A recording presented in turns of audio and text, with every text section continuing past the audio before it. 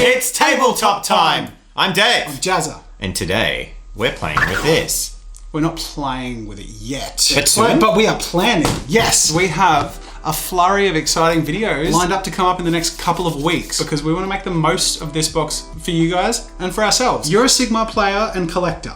Indeed. Yes, I am. You collect the... I collect Stormcast Eternals and Lumineth Realm Lords. In fact, I have a few Stormcast Eternals lying around the studio right now. Oh, hey. They're in a box right there. Let's do it. Oh my god.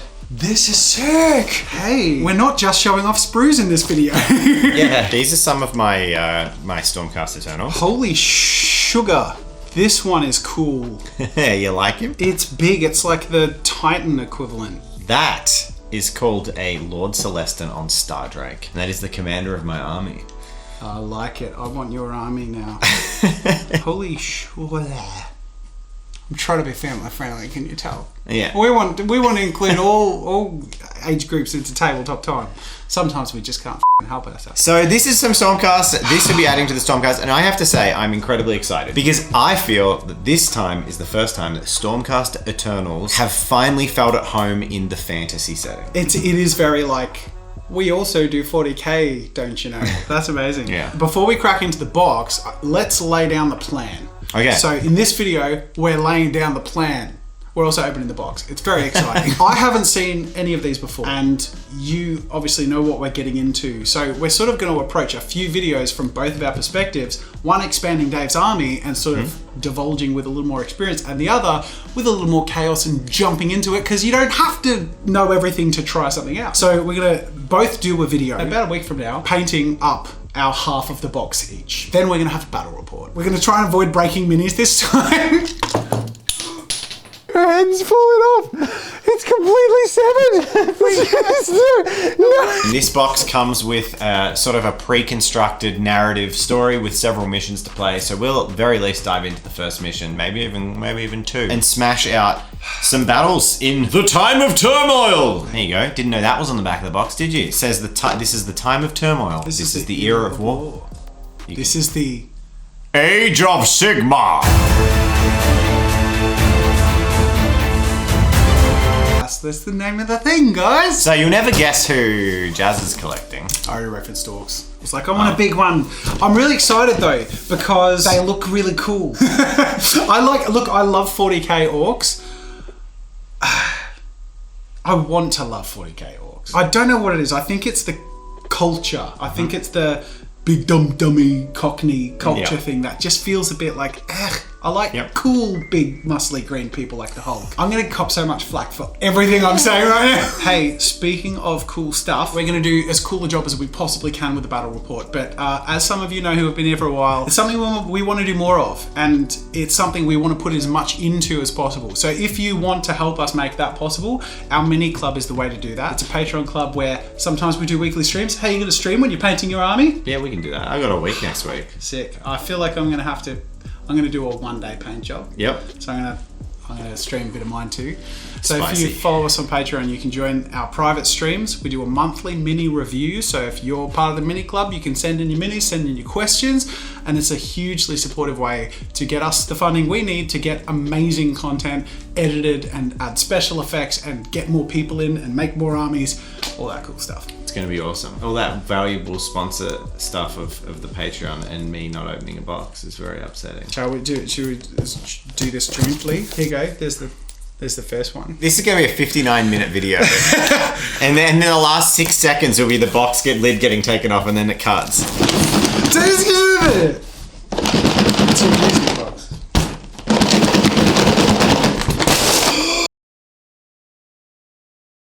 We have sprues! Who would have thought? But this is not about showing you what's in the box. It's about getting this boy. It's about fighting for my half and for your half. up. Give me my hawks. Oh, look at my sick, angry green boys. They're grey at the moment, but we'll change that. This is really important. We have to find this lady's legs. Is that her legs? Why are you looking for ladies' legs? We've got to find her legs. How's Jen feel about you hunting them for Ladies' tiny legs. ladies' legs? Yes!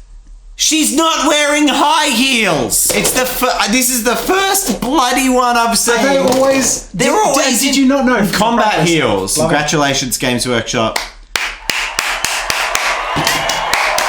Do you know how many models you have to paint? 40. Are you serious? Do you know how many models I have to paint? 20. I have a feeling, seeing as though I'm giving myself one full day to do this, I'm going to put so many cut corners. I'm going to do the same. I'm going to paint my entire army in 1 to 3 days. I'm a little nervous because I can feel this pulling me into Age of Sigmar. I will admit I've had resistance because I've always been an old school 40k fan. Yep. And Warhammer Fantasy, sorry, the hardcore fans of fantasy, never pulled me in. I think it just felt a little too generic for me. I loved the style of Sigmar when I saw it. And I think it's that tweak towards that little bit more gritty. Vinny Jazz's bedtime story is about to get a lot darker. You want to know what's going to swing you into Age of Sigmar even harder? What? These are War Scroll cards. War Scroll cards have your rules on them. There's So your you boss. got your dudes, and you fight the other dudes, and you go, there's my things for that character. Yep. Oh, that's useful. And that's your rules just there. I'm pumped. Next week, stay tuned for when Dave expands his army. The day after that, my 1 day paint. And then a couple of days following that, the battle retort. The battle retort. Well, I will retort your battle moves. Oh, and this is the game we're going to play.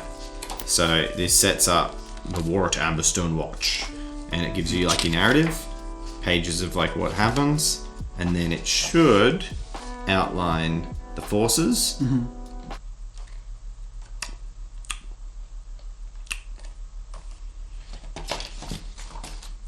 Alright, so this is the first Games Workshop box game that doesn't have missions in it. So we'll make our own mission. We'll make our own mission. It's going to be the Hell's Gate funnel. For those who are buying this box as brand new players, maybe like a parent and child or something like that, there are no standalone, like start easy to play out of the box missions. Everything else is awesome. I am pumped, but you know what? I'm going to go divulge a sneaky little plan so that I can corner you on the battlefield and defeat you in my first ever game of Age of Sigmar. You're a monster. Dominion. It's just called Age of Sigmar. This box is exactly. Dominion. Yep, I know that. I've got plans. Orcs like to fight dirty.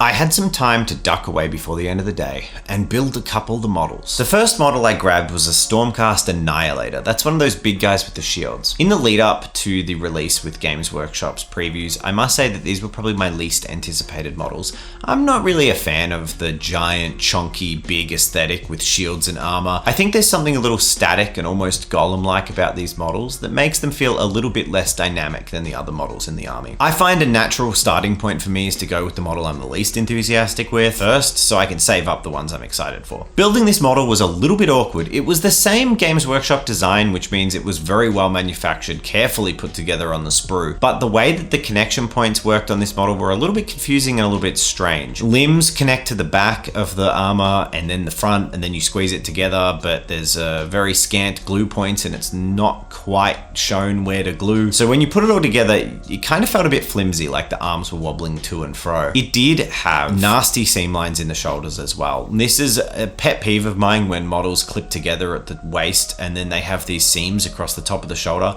because that's right where I would like to do freehand or place a decal or something like that. So it's very frustrating to have a seam line again. I will give props to the fact that they've tried to put the seam line on a point where the armor has a bend in it, so at least it's not particularly obvious. I still feel like I'm going to need to put some putty in that to fix it up though. With this guy finished, I got to move on to a model I had been really excited for. A Praetor. Now these Praetors are probably my favorite models in the box aside from that awesome angel chick with wings. I am a big fan of the flowing half cape cloak look that they've got going, and I was very keen to get started. These models were actually a breeze to put together. I have no complaints. Super easy, super clear. All the models snap together really well and there's plenty of glue points. It all goes together pretty much amazingly. It was kind of the opposite experience to the big chunky boy. Maybe that was a little bit of bias of mine coming in because I was far more excited to build the Praetors than I were the Annihilators. That said, with the two models finished and side by side, I have to say that the Annihilator has grown on me a little bit. It's definitely not my favorite model in the Stormcast range, but it's less chunky, less huge, and less static than maybe I thought it was. They're definitely going for a stoic look, but with the bulky proportions, not really my cup of tea. Now, I know I walked away to segue smoothly for you to have that little segment there, but I had to come back for you because I love you so much. You're alright. Oh, me? No, I was talking about it, but you're good. It's alright, I'll come back for you. Also, for our patrons, thank you so much. Look at them all, they're gloriously supporting us. We couldn't do big projects like this, having multiple tiers of effort into the plus all the other commitments we have scheduled in. We're throwing this in the mix. We have so many videos coming for you in the next few weeks that we've been able to put all the resources into and time into to make possible, and it's due to your help. So thank you so much. And if there was a way you could support us, that is the most effective way to support us. I think we should end with our final, what our expectation of what the battle report will be. I'm gonna kick your ass.